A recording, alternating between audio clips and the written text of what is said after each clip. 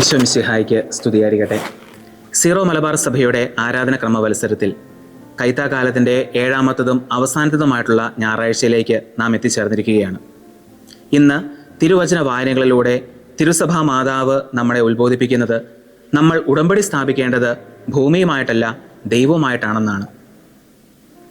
ഒന്നാം വായനയിൽ ദൈവം നോഹയുമായി സ്ഥാപിക്കുന്ന ഉടമ്പടിയെക്കുറിച്ചും രണ്ടാം വായനയിൽ ദൈവം ഇസ്രായേൽ മക്കളുമായി സ്ഥാപിക്കുന്ന ശാശ്വതമായ ഉടമ്പടിയെക്കുറിച്ചും നമ്മൾ വായിക്കുന്നു. ഉടമ്പടികൾ എന്നും എപ്പോഴും പ്രധാനപ്പെട്ടതാണ്.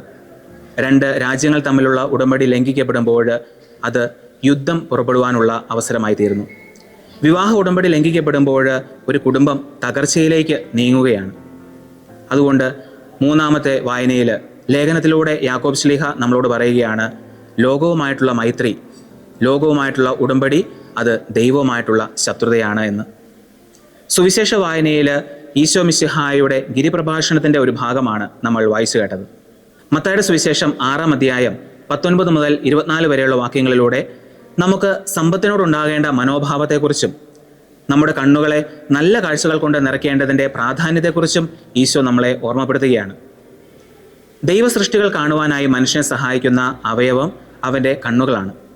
നമ്മൾ കാണുന്നതിനെയാണ് നമ്മൾ സ്നേഹിക്കുന്നത്, നമ്മൾ ആഗ്രഹിക്കുന്നത്. അതുകൊണ്ട് നമ്മുടെ കണ്ണുകളുടെ ശരിയായ വിനിയോഗം അത് ഏറെ പ്രധാനപ്പെട്ടതാണ്. മനുഷ്യൻ്റെ ആദ്യ പാപത്തിൽ തന്നെ കാഴ്ചയുടെ സാന്നിധ്യം ഉണ്ടായതായിട്ട് നമുക്ക് ദർശിക്കാനാകും. വിലക്കപ്പെട്ട കനി കണ്ണിന് കൗതുകരമായിരുന്നു എന്നാണ് ഉൽപ്പത്തി പുസ്തകത്തിൽ നമ്മൾ വായിക്കുന്നത്. ആദ്യ മാതാപിതാക്കളുടെ പതനത്തിനിടയാക്കിയ കാരണങ്ങളിൽ പ്രധാനപ്പെട്ട ഒന്ന് അവരുടെ കണ്ണുകളെ അവർക്ക് നിയന്ത്രിക്കാൻ സാധിച്ചില്ല എന്നുള്ളത് തന്നെയാണ്.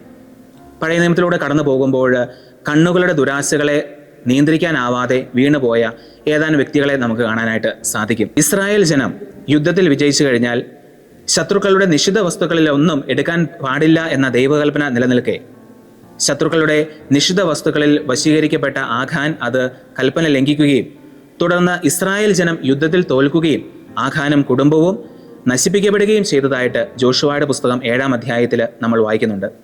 പ്രഗത്ഭരായ ദാവീദും സോളമനും തങ്ങളുടെ കണ്ണുകളിലൂടെ ഉണ്ടായ മോഹത്തെ നിയന്ത്രിക്കാനാകാതെ വീണുപോയവരുടെ ഗണത്തിൽപ്പെടുന്നവരാണ്. എന്നാൽ ദൈവവുമായി നിരന്തരം സംവദിച്ചുകൊണ്ടിരുന്ന മോശ 120-ാം വയസ്സിൽ മരിക്കുമ്പോഴും അദ്ദേഹത്തിൻ്റെ കണ്ണുകൾ മങ്ങിയിരുന്നില്ല എന്നാണ് നിയമാവർത്തന പുസ്തകം 34-ാം അധ്യായം 7-ാം വാക്യത്തിൽ നമ്മൾ വായിക്കുന്നത്. ഈ ആധുനിക കാലഘട്ടത്തിൽ എല്ലാ കാര്യങ്ങളും സംവിധാനം ചെയ്യപ്പെട്ടിരിക്കുന്നത് നമ്മുടെ കണ്ണുകളെ ആകർഷിക്കാനാണ്.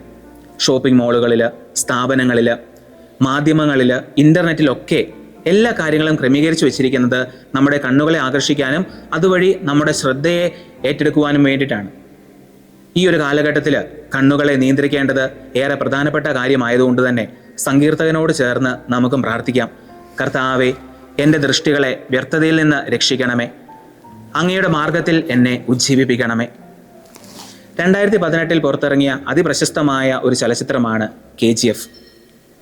ആ സിനിമയുടെ ആദ്യ ഭാഗങ്ങളിൽ കുഞ്ഞ് റോക്കിയുടെ അമ്മ മരണക്കിടക്കയിൽ വെച്ച് തൻ്റെ മകനെ കൊണ്ട് ചെയ്യിപ്പിക്കുന്ന ഒരു ശബ്ദം വളരെ ഹൃദയസ്പർശിയായിട്ട് സിനിമ അവതരിപ്പിക്കുന്നുണ്ട്. ആ അമ്മ പറയുകയാണ്, മകനെ, നീ എനിക്കൊരു വാക്ക് തരണം.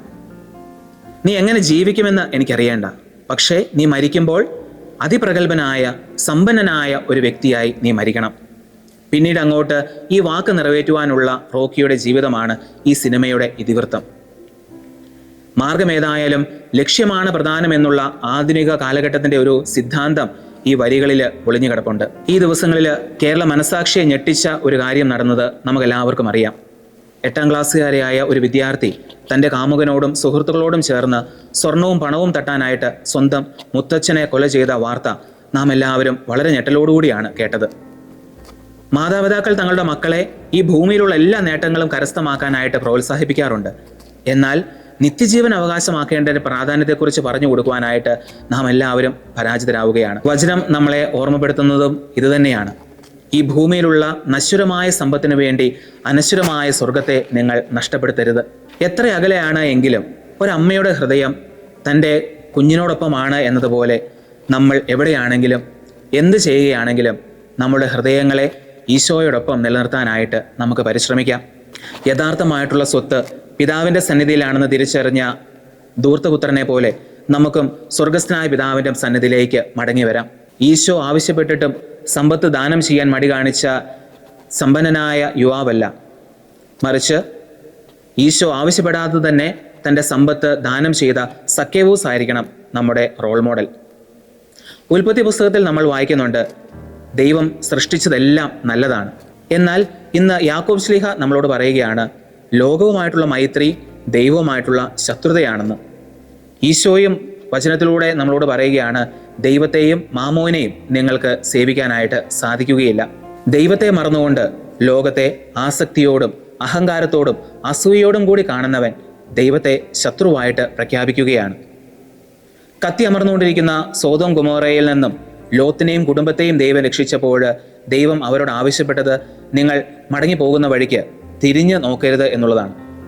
എന്നാൽ ലോത്തിന്റെ ഭാര്യ ഈ കൽപ്പന ലംഘിക്കാനും ഉപ്പുതൂണായി തീരാനും ഇടവന്നത് ഒരുപക്ഷെ ദൈവകൽപ്പനയേക്കാൾ ഉപരിയായിട്ട് അവൾ സ്നേഹിച്ചിരുന്നത് ആ കത്തി അമർന്നുകൊണ്ടിരുന്ന സോദോം ഗൊമോറയായിരുന്നതുകൊണ്ടായിരിക്കാം. പ്രിയമുള്ളവരെ, നമുക്കും ദൈവസന്നിധിയിൽ വിശുദ്ധിയോടെ നമ്മുടെ ജീവിതത്തെ ക്രമീകരിക്കാനായിട്ട് പരിശ്രമിക്കാം. ഫോൺ ഉപയോഗിക്കാനായിട്ട് പ്രാർത്ഥന മുടക്കുന്നവരാണോ നമ്മൾ?